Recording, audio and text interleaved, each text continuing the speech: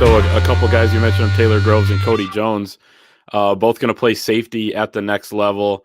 Both super athletic and have a ton of offers from major programs.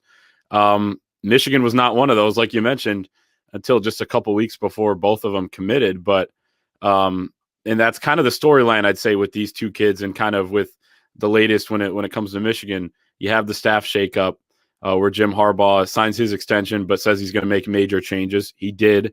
Brought in 5 new coaches onto his staff, and they've kind of hit the ground running when it comes to recruiting.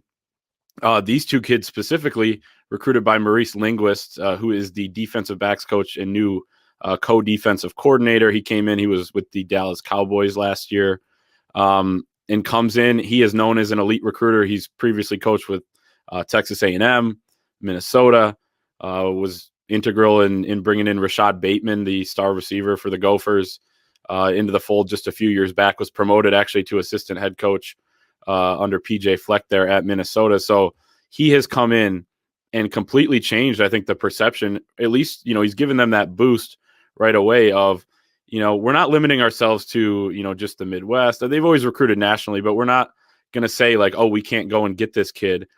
He's got Michigan in contention for some of the more big-time kids, especially in the South. He's a Dallas guy. He has deep ties in Tennessee as well with some of the trainers down there. The trainer that trains both Kody Jones and Taylor Groves. They also have mutual connections with Junior Colson, who's a 2021 linebacker, Rivals 100 guy that I think we're going to talk about in a little bit. So they kind of had some prior relationships, had the prior relationship with Mo Linguist, and then he gets to Michigan, and he's able to close with these kids almost immediately. So it's kind of impressive, I guess. You mentioned in the open, throw out the 2-4 record. I don't think anyone around here is doing that, but at the same time, there's room for, there's a lot of encouraging signs, I guess, with this new staff.